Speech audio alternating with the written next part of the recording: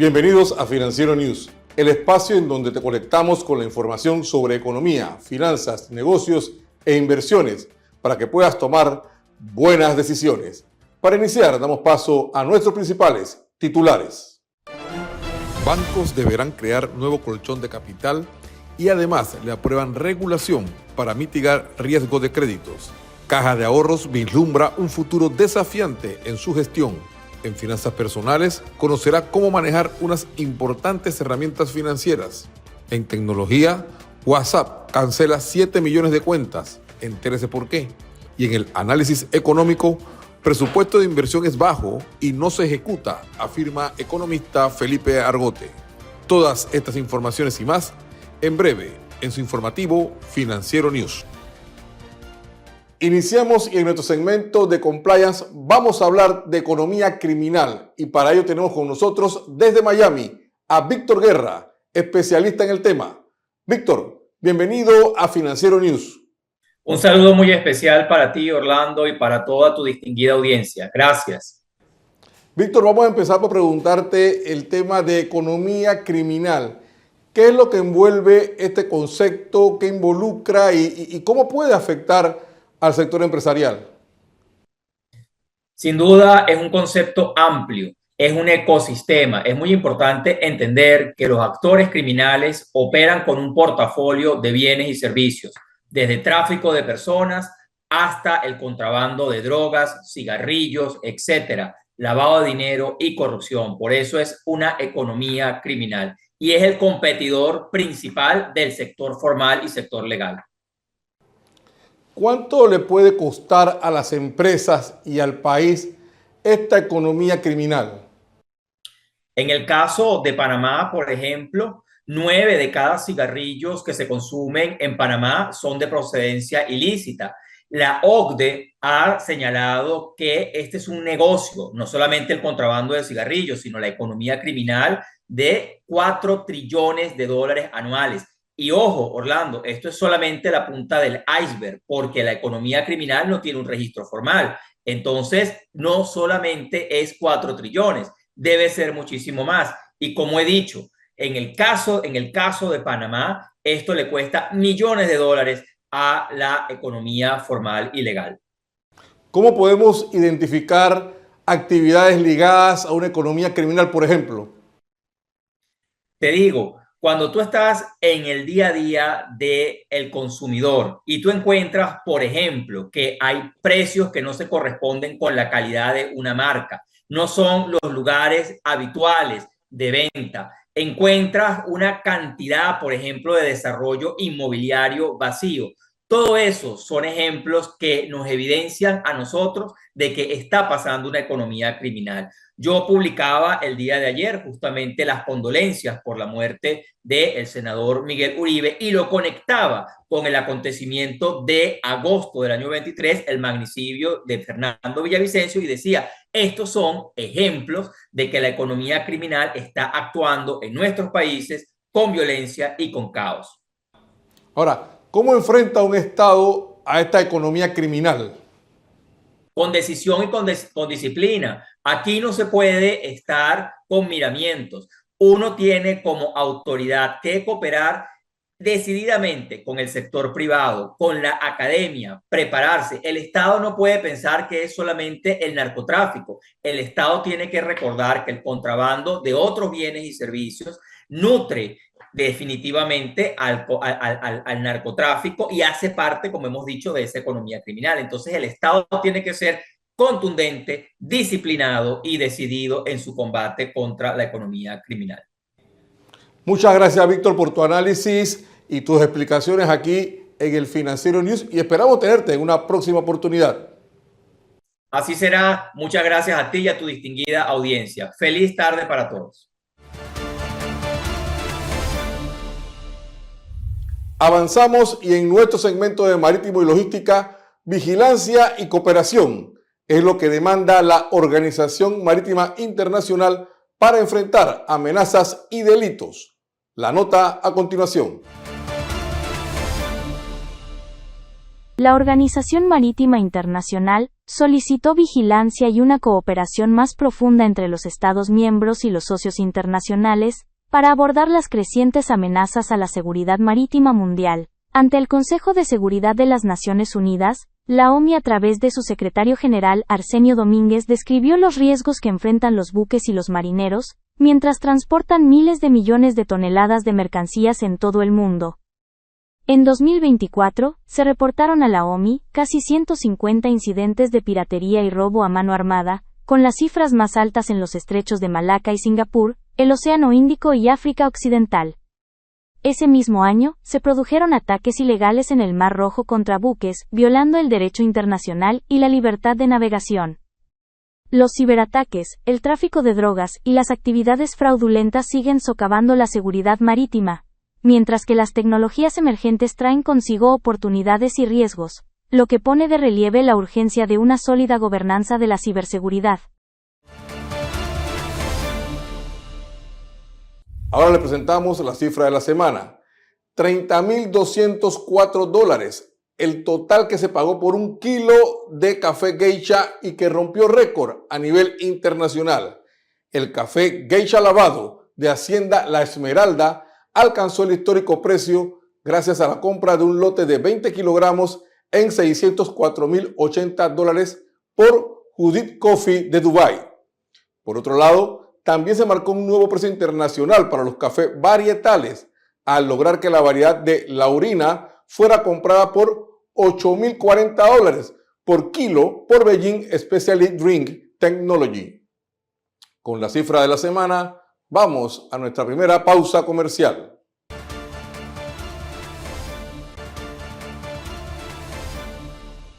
Avanzamos y ahora en Desde el Mercado nos vamos a Carolina del Norte, en Estados Unidos, con José González para actualizarnos en materia de los mercados internacionales. José, ¿qué tal? Bienvenido a Financiero News. Encantado, un placer siempre estar con ustedes. José, vamos a empezar. Han salido los últimos datos de la inflación en Estados Unidos. ¿Qué lectura le das al respecto? La inflación se mantuvo exactamente en el mismo nivel que el mes anterior, 2.7% anualizada. Para el mes de julio, el mercado esperaba 2.8, 10 puntos básicos por encima del 2.7 del mes anterior.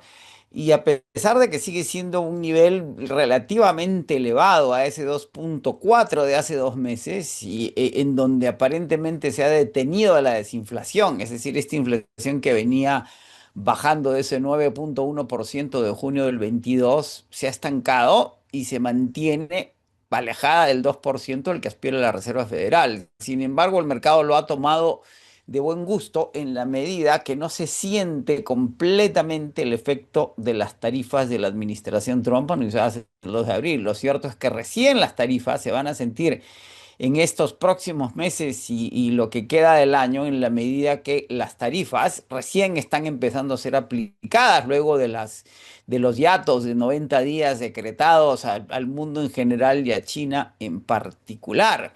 Los mercados bursátiles han seguido subiendo porque estos indicadores de inflación, que no son superiores necesariamente a lo que se esperaba, acompañados de indicadores de una desaceleración en el empleo, el mercado asume que en la reunión de septiembre la Reserva Federal, que no ha reducido las tasas una sola vez en lo que va del año, debería ser el 100% de las expectativas, es que ven un recorte. Esta situación ha generado expectativas, incluso el secretario del Tesoro ha pedido que se baje la tasa de interés de unos 50 puntos básicos. ¿Qué opinión tienes al respecto? La Reserva Federal había mencionado a fines del año pasado que esperaba hacer por lo menos 2 recortes este año. Si ya tenemos, ya entrando a septiembre, las sesiones de la Reserva Federal que quedan son reducidas y la solicitud del secretario del Tesoro no necesariamente va a ser escuchada por una Reserva Federal que siempre ha dicho que va a tomar decisiones en base a la data, pero la data es conducente. Recordemos que la Reserva Federal tiene 2 mandatos. Uno, evitar la inflación, y el otro, promover el empleo. en este momento ambas parecían verse alineados. La presión de la Casa Blanca es muy grande para que bajen las tasas. Jerome Powell se ha resistido a esa presión política y sin embargo los números sí podrían indicar que esperándose todavía dos recortes, pues uno podría ser en septiembre y otro hacia fines de año. Y por otro lado, lo que ha seguido alimentando las expectativas y las ganancias en los índices bursátiles es que las ganancias corporativas del segundo trimestre han sido mejor de lo esperado casi en el 90% de los casos.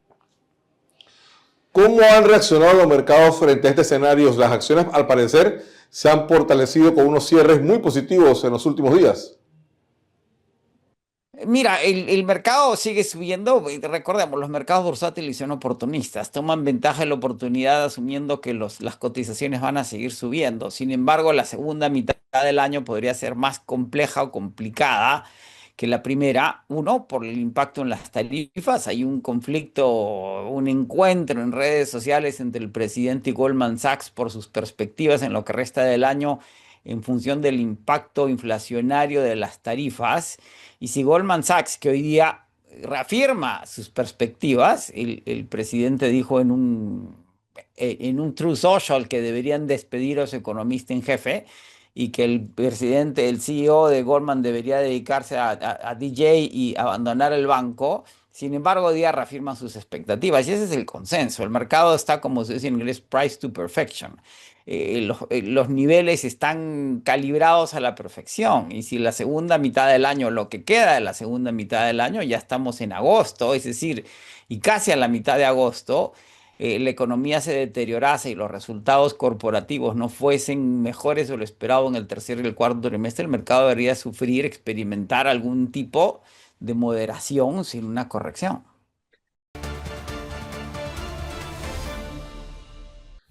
Continuamos y ahora les presentamos nuestro resumen de actualidad.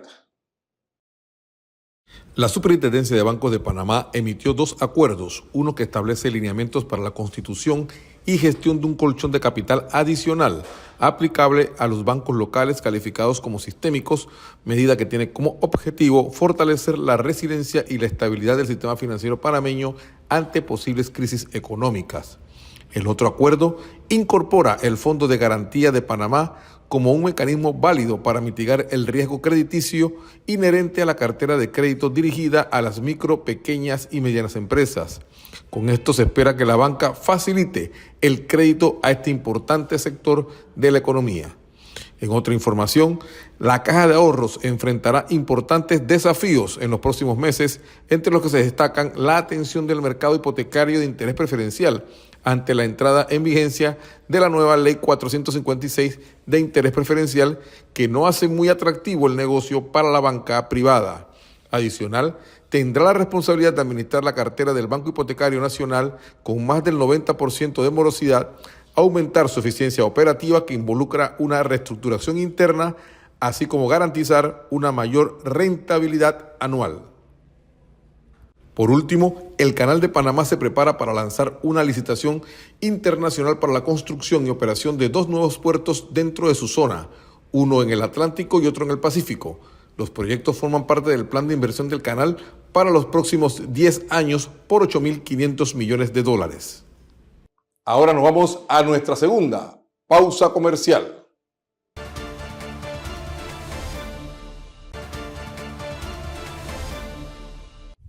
Continuamos con el programa y le presentamos nuestro segmento de finanzas personales. En esta ocasión, Simón Navarro nos explica cómo usar las herramientas financieras. Simón, bienvenido a Financiero News. Muchísimas gracias, Orlando. Hoy vamos a hablar de algo bien interesante y rápidamente le voy a hablar sobre productos financieros. Uso inteligente de tu crédito, finanzas personales saludables. Vamos a comenzar rapidísimo. Tarjeta de crédito. ¿Cuándo usarla? Compras pequeñas y recurrentes. Emergencias puntuales.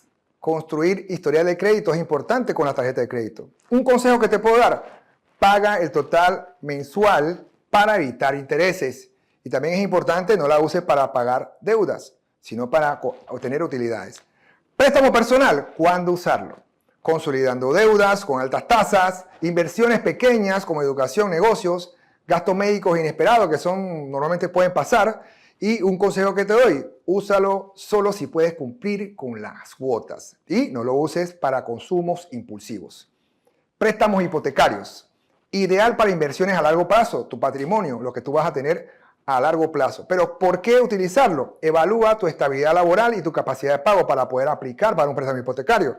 Y un consejo que te doy, compara tasas y plazos que te están dando los bancos, cuáles son los más efectivos o los más eficientes que te pueden dar. No firmes sin entender ningún contrato que te dé el banco o cualquier entidad. También los préstamos de auto, porque son importantes reconocerlos. Cuando el vehículo es necesario para trabajar o estudiar, ahí tienes tu compra. Evalúa la depreciación versus la necesidad. ¿Sabías tú que cada vez que sale el carro de la agencia se puede depreciar entre un 15 y un 20%? Tienes que tomar en consideración eso. Y compara las letras que te van a dar en el banco en base a los gastos de interés y todas esas cosas que tienen que ser recurrentes de mes a mes. Y aquí les voy a dar este ejemplo. Ejemplo de letra versus plataforma. Cuando hablamos de plataforma, estas plataformas que se utilizan para uno movilizarse. Letra de un carro puede ser aproximadamente un carro sedán, $325. Una plataforma, si tú pagas mensualmente 6 por día, serían $180 al mes. La diferencia serían $145. Y miren usted qué les parece. Usted en 5 años podrían ahorrarse $8,700 solamente utilizando plataformas, sin comprar auto. Así que, para que más o menos tome la idea. Cierre y recomendaciones que les voy a dar. Usen cada crédito con propósito. Tarjetas, uso diario responsable. También préstamos personales, inversión y necesidad reales. Funcionalidad, no lujo. Y las hipotecas, inversión a largo plazo. Y recuerda, el crédito no es nuestro enemigo. Es una herramienta y todo depende de cómo la estás utilizando. Así que, ya lo sabes, nos vamos con Orlando. Gracias, Simón. Continuamos y cierran cuentas de WhatsApp. Entérese de los detalles en el segmento de tecnología.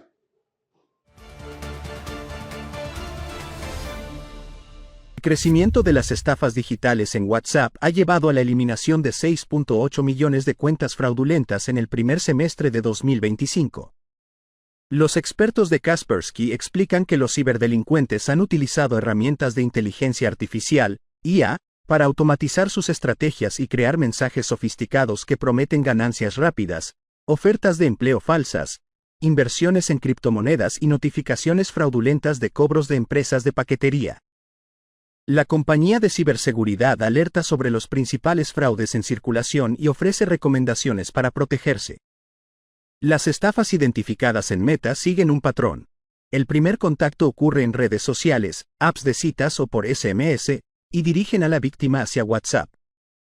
Ahí, reciben mensajes bien estructurados con enlaces o instrucciones para realizar tareas o inversiones que prometen retornos asegurados, pero que forman parte de esquemas fraudulentos, muchas veces operados desde el extranjero.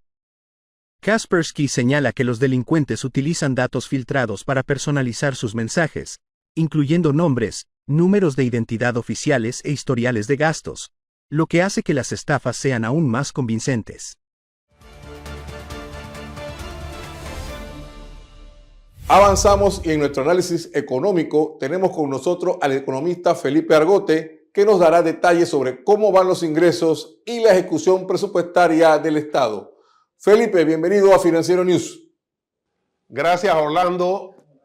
Mira, lo que mueve la economía en este país es la empresa privada. 82% del Producto Interno Bruto lo genera la empresa privada. Sin embargo, sin el 18% restante, que es el Estado, pues estaríamos en recesión. Y de la participación del Estado, lo que sí toma parte importante en la economía debe ser la inversión, porque el gasto se consume. Por eso es importante el papel de la inversión en el presupuesto estatal. Actualmente el presupuesto de este año ha sido el más bajo de inversión en toda la historia, 29%, y el del próximo año va a ser 31%. Esto está muy inferior al 33% del gobierno anterior a pesar de pandemia, al 40% del gobierno de Varela y el 42% del gobierno de Martinelli. Entonces, si esa inversión además no se ejecuta, porque el ministro dice hasta septiembre el que no haya licitado ya no puede hacerlo, eso reduce aún más la inversión. Por ejemplo, este año, de lo que se ha ejecutado según el informe oficial de gastos, o sea, de funcionamiento, ha sido 52% de lo presupuestado. Eso significa que se ha gastado más de lo que estaba presupuestado. Sin embargo, en cuanto a inversión, ha sido 25%, menos de la mitad. Con énfasis en educación, porque en educación se ha ejecutado el 7% del presupuesto mientras las escuelas están hechas un desastre. El presupuesto del próximo año crece en un 16%, a pesar de que el MEF consideraba que íbamos a crecer este año 5% y estamos creciendo, según la CEPAL, 4.2%. No sé qué sabe el ministro que nosotros no sabemos para hacer un salto tan grande en el presupuesto de 16% para el próximo año, de lo cual, como ya hemos dicho, la mayor parte va a ser funcionamiento, incluyendo 8.000 millones de dólares que se espera atender del crédito público, o sea, en calidad de préstamo. Lo cual significa que en realidad, y además algo que es muy importante, no está en el presupuesto el tren a Chiriquí. Y eso es lamentable porque realmente esa obra generaría 6.000 empleos directos. O sea, mucho más de lo que realmente en términos reales generaba la mina. Porque la mina decía que tenía 7.000 empleos, pero realmente más de la mitad eran extranjeros de Singapur, de Malasia, que dejaban la plata allá. En cambio, algo en la carretera da empleo a mucha gente, incluyendo restaurantes, incluyendo trabajadores, incluyendo los mismos ingenieros de mina que se necesita para abrir los túneles. Entonces, no me parece que se esté enfocando en inversión como debería. Además, está súper inflado. Debería bajar 30% el gasto y gran parte de eso dedicarlo a inversión, pero eso no es el caso. Bueno, con esto despedimos el segmento y pues nos vemos la próxima semana.